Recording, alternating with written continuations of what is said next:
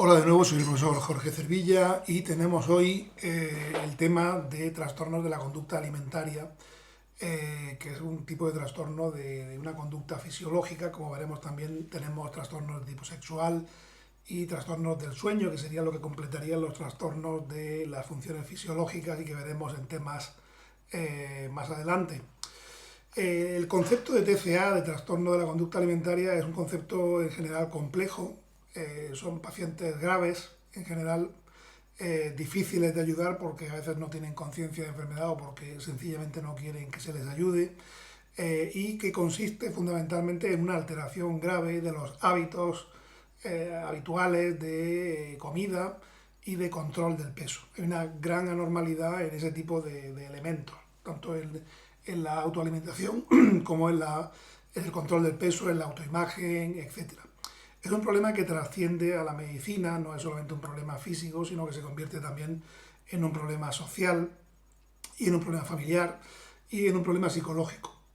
Existen varios tipos, los más importantes son la anorexia nerviosa, que es el TCA más grave, y la bulimia nerviosa, que es también grave, pero no tanto como la anorexia.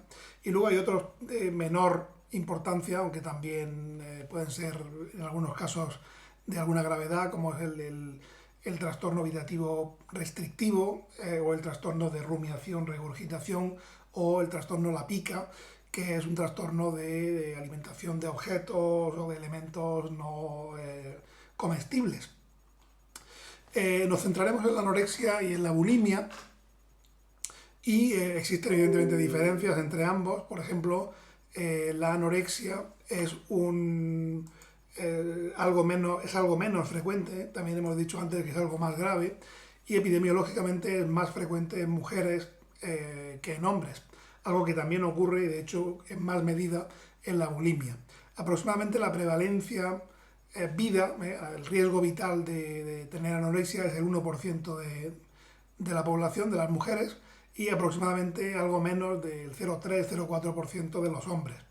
En cuanto a la bulimia, el riesgo vital o prevalencia vida es algo más elevada, entre el 1 y el 4%, según los estudios, de la población femenina, y bastante menos frecuente en hombres. La edad de inicio habitualmente es la edad final de la adolescencia en mujeres en cuanto a la anorexia, y mucho mayor, a veces 20 años, a veces 30 años, en la bulimia. O sea que existen una serie de diferencias epidemiológicas importantes. Vamos a centrarnos un poco ahora en la anorexia, luego veremos algo de la bulimia. Las causas de la anorexia, como siempre, pues tienen un origen biológico o médico, un origen psicológico y un origen social. Entre lo biológico destaca una heredabilidad importante de más del 50%. Cuando se tiene un familiar de primer grado con anorexia, el riesgo se multiplica por 8 en los familiares que tienen algún probando afectado.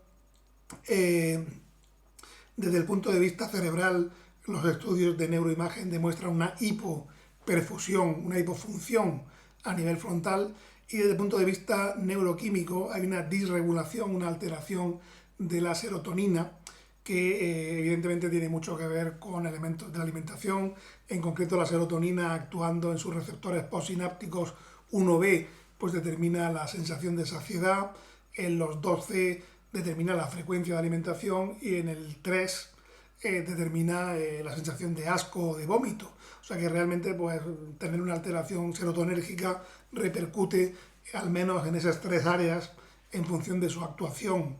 La serotonina, la actuación que tenga en una persona a nivel de esos receptores, ¿no?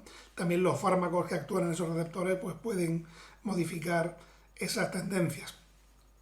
Por otra parte, a nivel psicológico, pues la gente con anorexia son personas habitualmente con cierto nivel intelectual, con un nivel de perfeccionismo, una cierta obsesividad, suelen haber tenido sobreprotección parental, y no es infrecuente que hayan tenido traumas de tipo infantil, por ejemplo, abuso, divorcio de los padres, bullying, etcétera. A nivel social, pues la rigidez parental, la exigencia del perfeccionismo a nivel académico, la presión social de estar extremadamente delgado, que puede venir en fin, del hábito de la cultura del espectáculo en nuestras población actual, o incluso determinadas profesiones también que haga falta mucho control del peso, pues pueden hacer, como por ejemplo ser modelo o bailarina, pueden hacer que tengas más riesgo de caer en esta grave enfermedad. ¿Y en qué consiste clínicamente la anorexia? Bueno, pues realmente la anorexia nerviosa, anorexia en general significa comer poco, anorexia nerviosa es lo que es la enfermedad. Realmente se puede diagnosticar la anorexia cuando hay una obsesión con el peso y la figura, una imagen corporal distorsionada de verse siempre poco delgada o aún a pesar de estar algunas veces realmente muy delgada, y también se caracteriza por baja autoestima. No es infrecuente que haya problemas de tipo depresivo, autolesiones, ideas de suicidio, o que haya una tendencia evidentemente a adelgazar, hacer una dieta, hacer ejercicio excesivo, purgarse, hacer vómitos para no ganar peso. Y luego eso tiene una serie de repercusiones que son realmente lo más grave, como por ejemplo pues tener niveles bajos de glucosa o niveles bajos de colesterol, con lo cual el metabolismo en general está ralentizado. Esto puede producir anemia por desnutrición, puede producir alteraciones de tipo electrolítico como una alcalosis, y también da problemas de tipo periférico, ¿no? Pues la piel se altera, las uñas, el pelo, hay lanugo, hay estreñimiento, un ralentecimiento también del funcionamiento digestivo, puede haber enlentecimiento cardíaco, bradicardia, puede haber hipotensión, disminución de la tensión arterial, y puede haber retirada de la regla por la no alimentación, amenorrea. O sea que realmente es un cuadro que por temas sobre todo también de tipo físico tiene una gravedad importante, ¿no? Los criterios diagnósticos son presencia de esta restricción alimentaria, tener muy bajo peso, que es lo que realmente da una orientación al diagnóstico, tener una obsesión con engordar, pánico a engordar, aun a pesar de estar muy delgado, y tener una distorsión de la autoimagen viéndose gordos cuando en realidad están delgados, ¿no?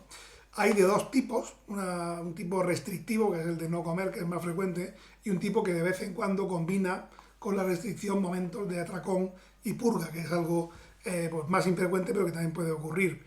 El grado de gravedad, si es leve, moderada o grave o extrema, depende del peso. Y realmente pues se calcula el índice de masa corporal, que se puede calcular pues dividiendo el peso en kilos por la altura en metros elevada al cuadrado. Esto te da un número que habitualmente es normal en torno a 19 a 24, y que por debajo de 18,5 pues ya es bajo. Por debajo de entre 17 y 18,5 podría ser una anorexia leve, 16 a 17 es moderada, 15 a 16 es grave y menos de 15 es extrema.